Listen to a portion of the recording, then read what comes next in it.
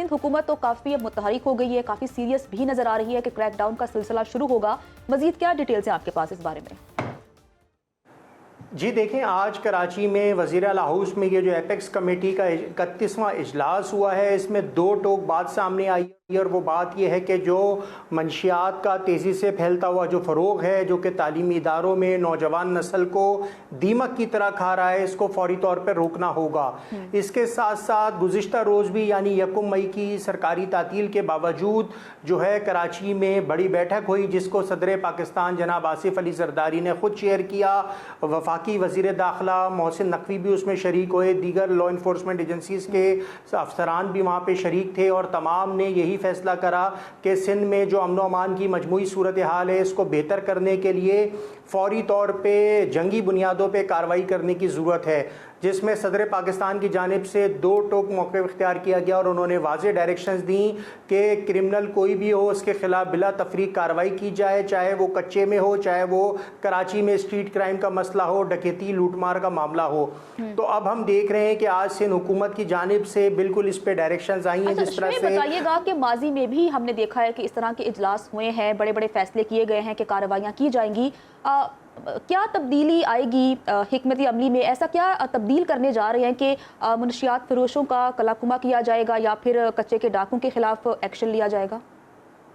जी देखें, इसमें मुख्तलिफ जो कानून नाफिज करने वाले इदारे हैं, जब उनके ज़िम्मेदारान से हम बात करते हैं तो वो कहते हैं कि सियासी जो मदाखलत है इसकी वजह से पुलिस काम नहीं कर सकती। रेंजर्स ये कहती है कि हमारे पास इख्तियारात के मसाइल हैं जिसकी वजह से हमारा ये डोमेन नहीं बनता। लेकिन अब इसी मसले को हल करने के लिए ये बड़ी बैठकें हो रही हैं, जिस तरह ये एपेक्स कमेटी का इजलास है। गुज़िश्ता रोज़ सदर पाकिस्तान ने अमन अमान का इजलास शेयर किया, तो ये कोई मामूली बात नहीं है, गैर मामूली किस्म के ये इजलास हो रहे हैं। और आज भी जिस तरह से core commander, DG rangers, IG Sindh और दीगर लॉ इन्फोर्समेंट एजेंसीज़ जो कि मुख्तलिफ कानून नाफिज करने वाले हसास इदारे हैं, उनके ज़िम्मेदारान भी शरीक थे। तो सबका एक पेज पर आने का मकसद यही है कि एक सीरियस वे में काम किया जाए, क्योंकि जिस तरह से सिंध की आवाम में अदम तहफ़्फ़ुज़ है, कराची में लॉ एंड ऑर्डर का मसला है, स्ट्रीट क्राइम का मसला है, बेहतर करने के लिए उसको बेहतर हिकमत अमली जो है वो मुरतब करने की ज़रूरत है। आज के इजलास में कोर कमांडर कराची ने भी शिरकत की और कहा कि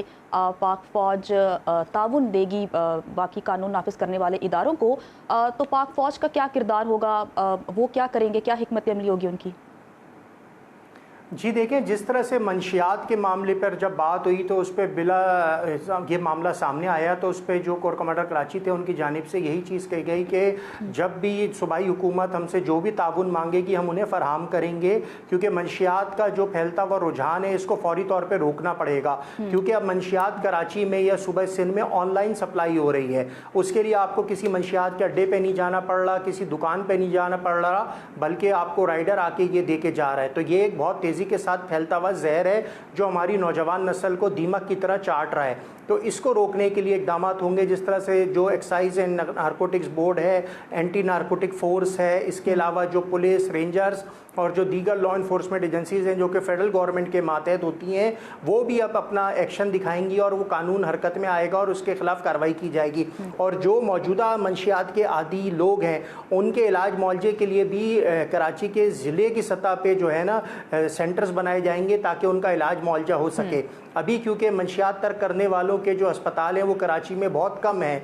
और मंशियात का तेज़ी से जो इजाफा हुआ है उसकी वजह से नौजवान नस्ल आइस और ये जो ख़तरनाक मौलिक नशा है इसमें लग गई है और इसकी वजह से पूरे पूरे ख़ानदान लोगों के तबाह हो रहे हैं। तो इसका इलाज करना भी ज़रूरी है ताकि मज़ीद लोगों में इसका तेज़ी के साथ इस्तेमाल ना फैले, क्योंकि कराची के नौजवानों के साथ साथ जो नौजवान लड़कियाँ हैं उनमें भी ये मौलिक नशा एज अ ट्रेंड जो है फैशन के तौर पे अपनाया जा रहा है और वो नौजवान नस्ल जो है जो कि अमीर माँ बाप की औलाद समझे जाते हैं वो तेज़ी के साथ ख़राब होते जा रहे हैं और इस नशे की जद में आ रहे हैं।